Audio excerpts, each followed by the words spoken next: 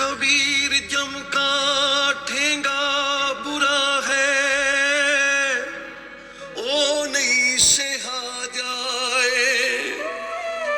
एक जो साधु मोह मिलियो, तिन लियो अंचल लाए। भाग हुआ गुर संत मिलाया, गुर संत मिलाया। प्रभु अपना से घर में पाया। 2 वर्षों से ही मेरे मन में यह बात आती रहती थी कि बाबूजी जो भी अपनी ज़िंदगी के अनुभव हमें सुनाते हैं तथा रोज़ रोज़ नए नए उदाहरण हमें सुनाकर जगाने समझाने की कोशिश करते हैं, उन्हें लिखा करूं। परंतु अपने पर यकीन नहीं कर पाता था, क्योंकि रोज़ उनकी वाणी में रहस्य ही रहस्य झलकता था। कभी लगता था समझ आ गई और कभी लगता था नहीं आई। अहंकार बहुत जल्दी सब कुछ जानने का दावा करने लगता है। इसलिए बाबूजी के साथ अधिक से अधिक रहना चाहता था, ताकि उन्हें और जानने का समझने का मौका मिलता रहे। और आज बाबूजी ने खुद ही लिखने के लिए कहा तो मानो मेरी तमन्ना पूरी हो गई। और जो 40 मिनट बाबूजी ने सत्संग किया, ये वो और मैं ही जानते हैं। मृत्यु ही शायद घटना है जो अगर हमें दिखाई दे जाए तो शायद हमें अपनी याद आ जाए, जन्म से पहले कहाँ थे और जब ये शरीर नष्ट हो जाएगा तो हमारा क्या होगा, हम इस संसार में क्यों आते हैं, इसमें प्रवेश कैसे पाते हैं। रोज लाखों लोग मरते जाते हैं, परंतु फिर भी ये चिंता पैदा नहीं होती कि हमें यह शरीर छोड़ना होगा।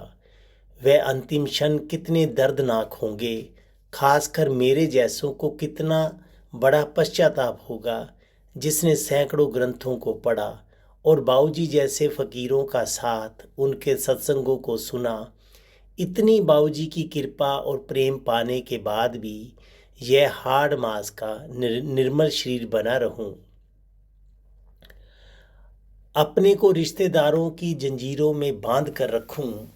वैसे तो महापुरुषों के जन्म और मृत्यु होती नहीं, वह तो परम परमात्मा से एक हो जाते हैं। लेकिन संसार सिर्फ शरीरों को पैदा और मरने को देखता है।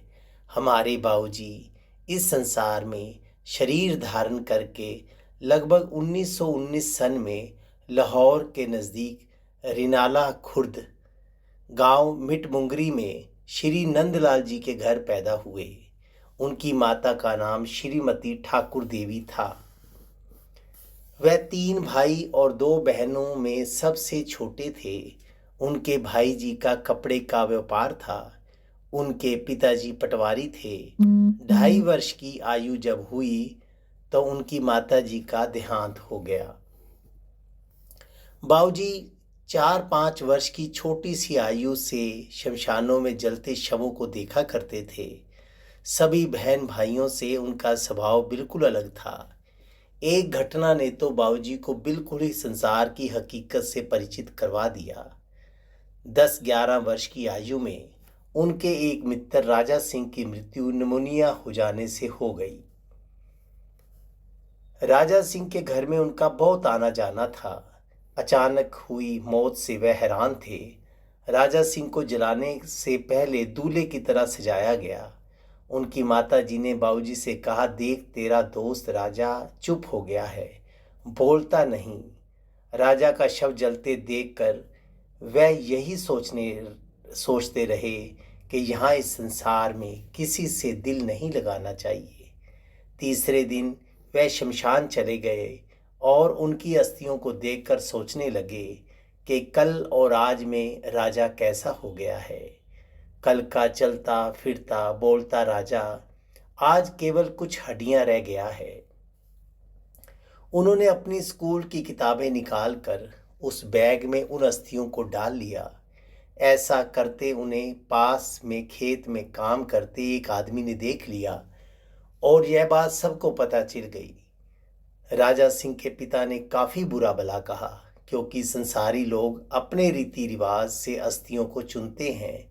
उन्हें अपने पिताजी से काफी डांट पड़ी। वह अक्सर कहा करते थे, मेरे घर में पता नहीं ये भूत प्रेत कहाँ से आ गया। कभी मस्जिद चला जाता है, कभी गुरुद्वारा, कभी शमशान। उनके लिए अपने बच्चे के व्यवहार को समझ पाना उनकी समझ के परे था, क्योंकि वह कहते थे, तुम इस शरीर के पिता हो, मेरे नहीं। वह कई पीरों फकीरों के पास उन्हें ठीक करवाने के लिए ले गए, पर हर कोई उनकी ज्ञान भरी बातों को सुनकर हाथ जोड़ दिया करता था। बाबूजी की बातें किसी को समझ में नहीं आती थी। उनकी बहनें उनसे पूछती थी कि तुझे क्या होता था, ना तूने माँ का दूध पिया, जब गर्भ में था तो हमारी माँ को परेशान करता रहा, 7वें महीने में बाहर आ गया, ना तू रोया। बाबूजी कहा करते थे कि गर्भ में मेरा दम घुटता था, तुम सभी ने माँ का दूध पिया था, तुम्हारा जूठा मैं कैसे पीता। जब स्कूल जाते थे तो भी पढ़ाई में उनका मन नहीं लगता था। मास्टर उनसे पूछते तो वह कहते कि इस बार यह पढ़ाई नहीं, असली पढ़ाई पढ़ने आया हूँ। उनके कस्बे के पास एक बहुत बड़ा बाग था, 9 मील लंबा बाग। उनका ज़्यादा वक्त इसी बाग में बीतता था और वह गुनगुनाया करते थे, जी चाहता है इस कारे जहाँ से मुतल्लक ही रहूँ मैं। बचपन से ही बाबूजी किसी भी धार्मिक मान्यता को नहीं मानते थे। वह अक्सर मस्जिद में नमाज पढ़ने चले जाया करते थे, कभी चर्च में चले जाते थे। उनके इस व्यवहार से उनके पिताजी, जो कि आर्य समाजी थे, काफ़ी परेशान रहा करते थे। 8वीं कक्षा तक पढ़ने के बाद वह अपनी दुकान पर जाने लगे, पर वहाँ भी भाई के साथ नहीं बनती थी। एक बार वह घर छोड़कर ट्रेन से दिल्ली आ गए। दिल्ली जाकर उन्होंने आगे मुंबई जाने का इरादा बदल दिया और वापस ट्रेन पकड़कर अपने घर आ गए। उनके पिताजी उनके घर छोड़ने की वजह से परेशान हो गए थे। उन्होंने सबको समझाया कि इसे कुछ भी ना कहा करें। उन्होंने उनकी शादी करने की सोची कि शायद शादी के बाद ठीक तरह से रहने लगे। उनके घर के पास डॉक्टर हरबंस सिंह रहा करते थे, जो उन्हें कहा करते थे कि तुझे क्या बीमारी है, क्यों अपने घर वालों को परेशान किया करता है, क्यों नमाज पढ़ने चला जाता है। अपने पड़ोसियों के घर, जो कि मुसलमान थे, उनके घर खाना खाया करता है। 18 वर्ष की आयु में उनकी शादी चुनिया पत्तों की रहने वाली स्वर्ण रानी से हो गई। वह फेरों से भाग भी गए थे, फिर उन्हें पकड़ कर लाया गया और शादी पूरी करवाई गई। लड़की के पिता कहने लगे, हमें तो पहले ही लोग कहते थे कि आपने लड़की की ज़िंदगी बर्बाद कर दी है, क्योंकि लड़के की दिमाग की हालत ठीक नहीं है।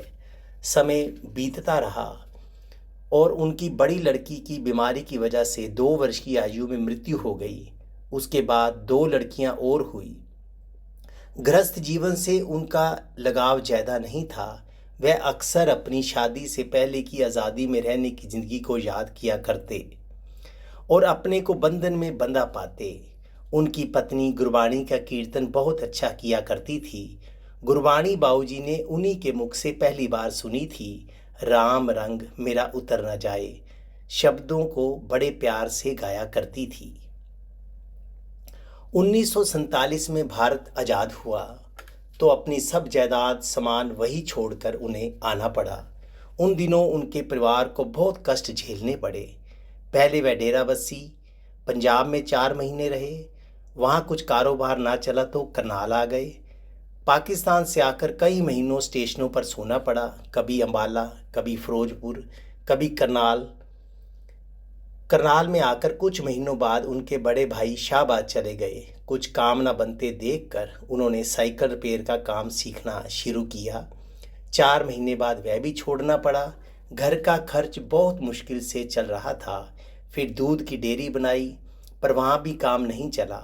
फिर 2000 की चप्पलें दिल्ली से लाकर बेचनी शुरू की। वह दुकान ना होने के कारण अपने कंधों पर चप्पलों के हार बना बनाकर गली गली में जाकर बेचा करते थे। आखिरकार 3,000 में एक दुकान ली और कपड़े का कारोबार शुरू किया। कपड़े का काम ठीक चला और घर का गुजारा ठीक तरह से चलने लगा। इन मुसीबत के कुछ वर्षों में उन्होंने संसार के स्वार्थपन को आंखों से देखा और उन्हें रिश्तेदारों संबंधियों से वैराग्य हुआ। उनके बड़े भाई ने हिस्से में सिर्फ 2,000 रुपये दिए, जबकि उनके बहुत ज़्यादा बनते थे। उनके बड़े भाई 100 तोला सोना पाकिस्तान से लाए थे। जब उन्हें लगा कि अब इन्हें भी खिलाना पड़ेगा तो वह करनाल छोड़कर शाहबाद चले गए। एक भाई दिल्ली में नौकरी किया करते थे, एक बहन भी करनाल में थी, पर उन्होंने कोई मदद नहीं की। 1951 में उनकी धर्मपत्नी अचानक बीमार हुई और उनके मायके में उनकी मृत्यु हो गई। वह कुछ महीनों से अपने मायकों में, जो कि नीलोखेड़ी में थे। जब वह अस्पताल में बीमार थी तो बाबूजी को करनाल में सूचना दी गई। उनके अस्पताल पहुंचने से पहले वह शरीर छोड़ गई। आखिर क्षणों में उन्होंने हाथ जोड़कर कहा कि उनसे मेरा नमस्कार कहना। बाबूजी बताते हैं, शरीर छोड़ जाने के कुछ देर बाद वह फिर जिंदा हो उठी और बोली, क्या वह अभी तक नहीं आए? मोह और प्रेम अलग अलग हैं।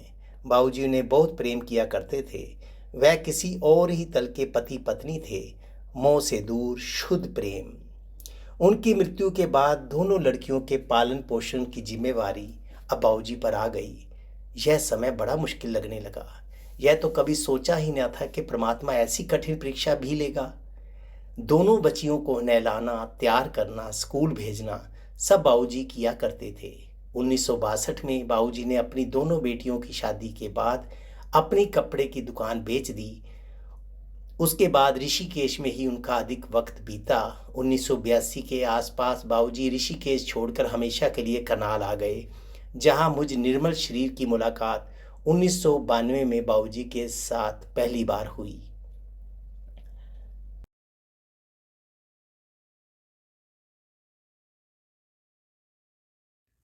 अंतिम संदेश। बाबूजी का जीवन भर का अनुभव इन पत्रों में दर्ज है। वह कहा करते थे, इनको पत्थर नहीं रब्बी खजाना समझो। यह करोड़ों ग्रंथों का सार है। इनकी एक लाइन से भी अगर तुम्हारी जीवन शैली बन जाए तो समझो आवागमन खत्म। शरीर छोड़ने के 15 दिन पहले रात 2 बजे बाबूजी ने मुझ शरीर से कुछ लाइनें लिखवाई। मुझे साफ साफ ऐसा लग रहा था कि मेरे हाथ सिर्फ यंत्र का कार्य कर रहे हैं और उनके माध्यम से बाबूजी अपना अंतिम संदेश लिखवा रहे हैं, जाते जाते जैसे कोई निचोड़ हमें समझा रहे हों। अंतिम संदेश। दुनिया कहती किस्मत के मारे, दुनियावी सुखों को ये क्या जाने। सुख ही सुख भरा है दुनिया में, ये बदकिस्मत इसे क्या पहचाने। इन लाइनों में बाबूजी जो दुनिया का दृष्टिकोण अपने प्रति देखते थे उनके बारे में बता रहे हैं कि लोग हम जैसे फ़कीरों को, संतों को किस दृष्टि से देखते हैं। दुनिया कहती किस्मत के मारे, दुनियावी सुखों को ये क्या जाने। सुख ही सुख भरा है दुनिया में, ये बदकिस्मत इसे क्या पहचाने। खाओ पियो मौज बनाओ, सारा धन अपने घर लाओ। आएगी मौत तब देखा जाएगा, वर्तमान में तो जश्न मनाओ। तू तो वक़्त से पहले मरा पगले, हमें तो कम से कम जीने दे। टूटा घर तेरा हमें बसने दे, मोह के कीचड़ में हमें धंसने दे। तेरा दिल पत्थर हम दिल वाले, दिल खोल कर हमें फंसने दे। तू कंगाल हम पैसे वाले, हमसे खुश हैं अपने घर वाले। सारे हमसे मोहब्बत है करते, तेरी तरह नहीं घुट घुट कर मरते। शक्ल अपनी देख क्यों बिगाड़ी हुई है, सारी दुनिया से तेरी क्या लड़ाई हुई है। हमारी शक्लें हमारे कपड़े तो देखो, क्या कमाल की शान हमने बनाई हुई है। अब बाबूजी इन बातों का जवाब दे रहे हैं। बस करो मेरी भी तो सुन लो, कभी तो ध्यान से मेरी बात सुन लो। मैं क्यों चाहूँ बाहर के सुख सारे, मेरे अंदर तो देखो मैं खुद ही सुख हूँ। यह जो कल्पना से दुनिया तुमने बनाई हुई है, तुम जैसों की अंत में जग हसाई हुई है। जरा हिम्मत करके झांको, देखो जरा मुझ में, फर्क नहीं जरा सा और तुझ में और मुझ में। अपने भीतर हूँ मैं अकेला, तुमने अंदर लगाया है करोड़ों का मेला। अपने को भूल इनसे दिल तुमने जोड़ा, इसी कबाड़े ने तुम्हें तुमसे तोड़ा। हमें भी हमने भी अपने को भूल दुनिया में, अगर 24 घंटे फंसाया होता। बुरा ना मानना ए दुनिया वालों, बड़े आलीशान कपड़े का शोरूम होता। बाबूजी की कपड़े की दुकान थी, तो वो बाद में बेचकर वो फिर ऋषिकेश चले गए।